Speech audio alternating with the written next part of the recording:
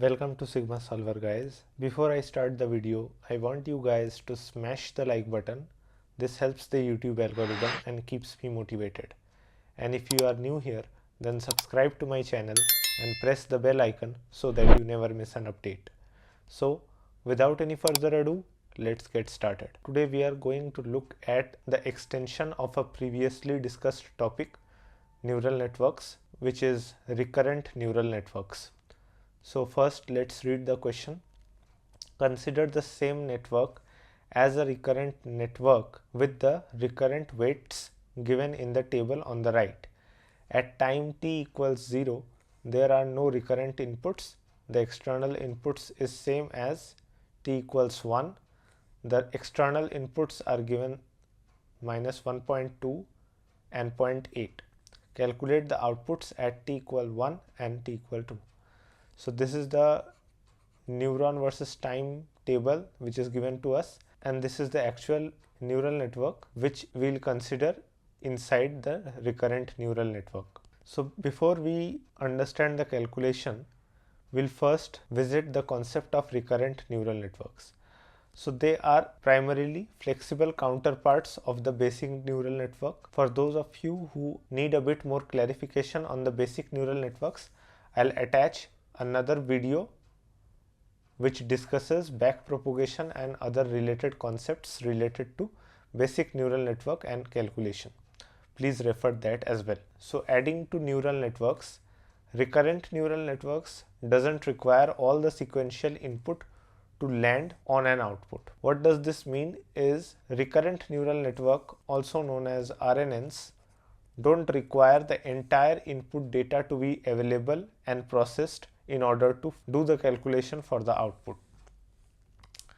The difference which we'll see is that simple neural networks rely on data given at the start of the process. But in case of RNNs, they use the data from the sequence or as it arrives. So this gives a sense of the time relevancy of the data as well as the ability to process data on the fly. So reason why we are able to do this kind of processing is basically the feedback loop. Along with the basic structure of neural networks which we have seen so far, there is another element which is this feedback loop, which allows for data processing as it arrives. So now let's jump into the calculation. Step 1, initial step at t equals 0. This stage, as obviously, does not have any recurrent input existing. It can only use the external inputs which are given in the question, x1 equals minus 1.2 and x2 equals 0.8. Then we come to step 2, which is calculation at t equals 1. Since we are given the input values, which is at a1 we have x1 equals minus 1.2 and b1 equals x2, which is 0.8. So we calculate c1, d1 and e1 using their direct inputs from a1 and b1. So now we need to analyze what sorts of weights and biases are given to us and how basically RNN will work in this instance. So first of all, we'll understand the type of weights that can be associated. So first one is a well-known and previously used type of weight, which is direct feed forward weights, which come from the input to neurons at time t equals 1. The other type of weight is basically recurrent weights. Now this is the newer one. The connection from neurons at t minus 1 to neurons at time t. So this is kind of a temporary, or you can say provisional, connection from neuron at t minus 1 to t, and its value changes with each time instance. So if we had noticed this, now we will be using AC instead of CC at time t equals 1.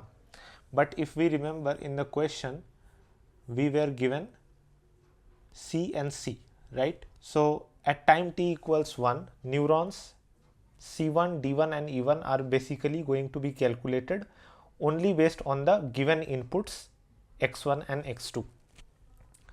The given table is for recurrent weights, meaning that it will be used for time t greater than or equal to 2. At t equal to 1, there are no previous states, so C0, D0 and E0 all will start at 0 as the initial values of these neurons. At this stage, instead of using recurrent weights, we must use the feed-forward weights that connect weights x1 and x2 to the neurons specified above. Now, since the input neurons are A and B, the feed-forward weights will be written as WAC, WAD and WAE, because A affecting C, D and E. So that connection. Next, WBC, WBD and WBE for B affecting C, D and E. So at time t equals to 1, we'll use the weights from the inputs to the hidden neurons. So now in this case, hidden neurons means A and B rather than the recurrent weight table.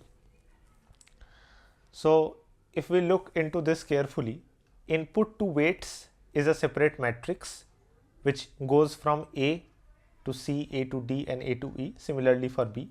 Then we have hidden to output weights which goes from C, D, E to F. And another one is basically neuron bias that each neuron will have in the system. So use these particular matrices.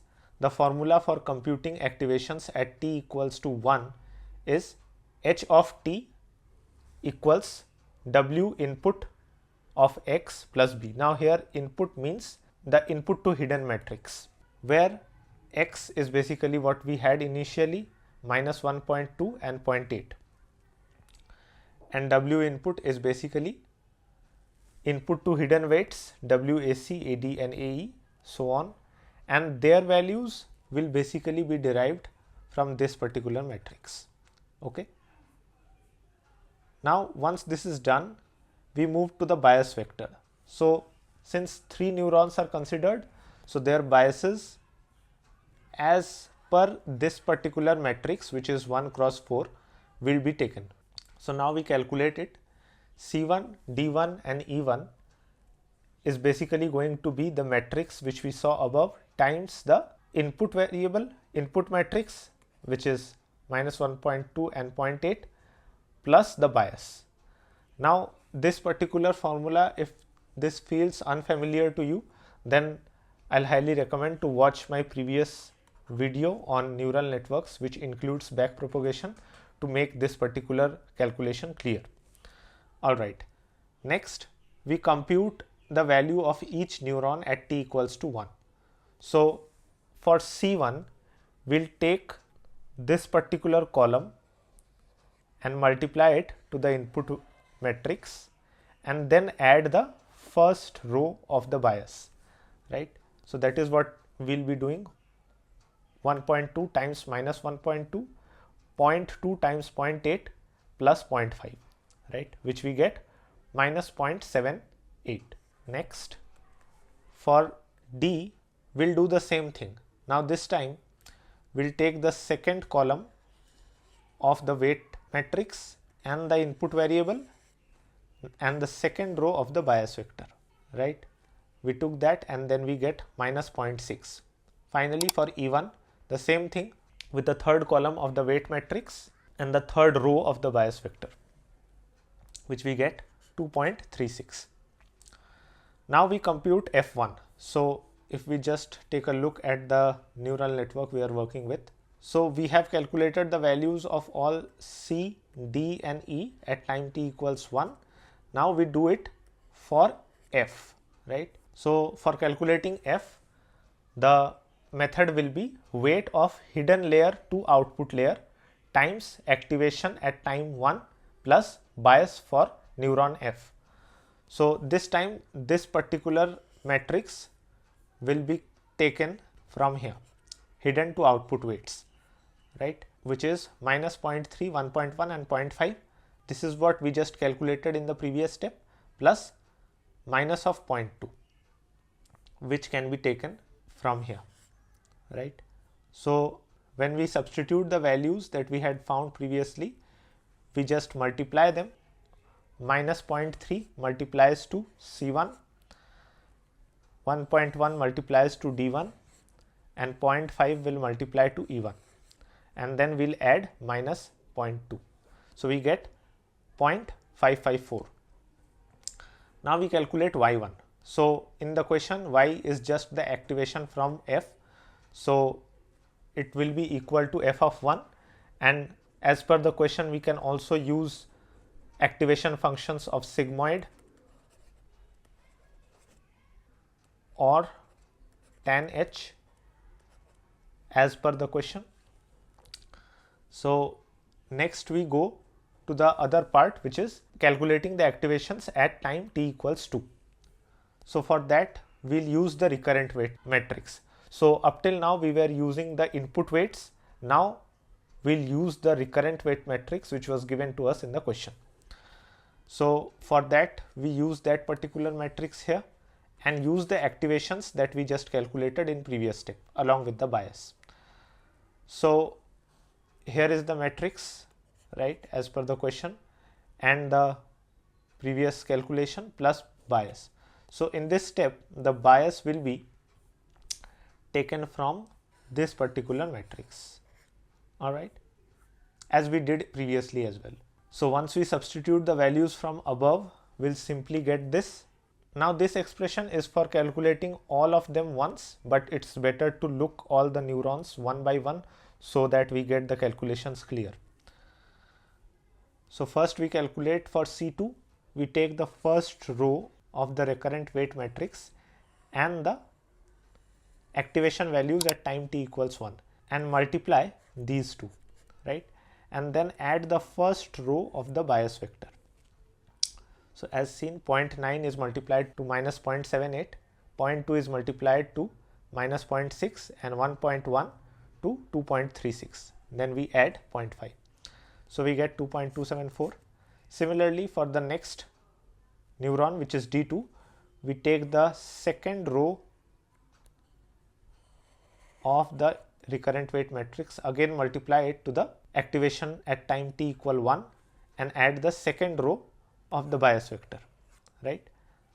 So we get minus 2.23. Similarly we'll calculate for E2 as well, right. So once we do all the calculations, we are now having the activation values at time t equals 2.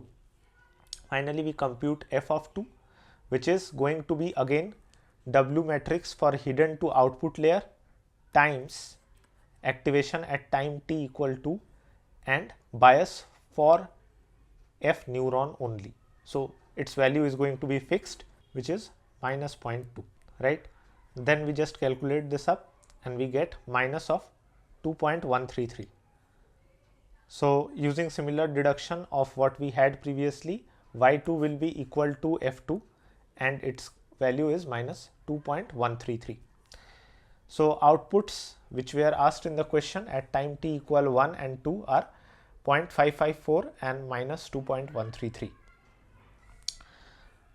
So some of the key takeaways from here are RNNs maintain state over time. So unlike feed forward networks, RNNs will use previous time step outputs as the inputs for the next time step. This allows them to model temporal dependencies in data, which are mostly seen in time series data or elsewhere. Next is weight matrices define how neurons influence each other. As we saw in the numerical, how C, D and E were affecting their next iteration of neurons from the previous time step. Understanding these weights and their interaction is crucial for analyzing the network's behavior. Lastly, external inputs and recurrent inputs will work together. At time t equal to 0, only external inputs x1 and x2 were used. However, when we got from time t equals 1 and onwards, both external and recurrent inputs were influencing the state of the neurons. And if we look at on a broader sense, RNNs are popularly being used in speech recognition, text processing and even for financial forecasting across many popular apps. So that's been it from my side. If you still have any doubts, then feel free to reach out in the comment section below. If you liked this video, then give it a thumbs up and subscribe to my channel for the upcoming videos. Till then, happy solving. Hey there, before you go, I've got some fantastic content lined up for you. Over here, we've got some videos and playlists you might enjoy. But first, if you haven't already, make sure to hit that subscribe button and ring the notification bell so that you never miss out on any of our future uploads. Thanks for watching, and I'll catch you in the next video.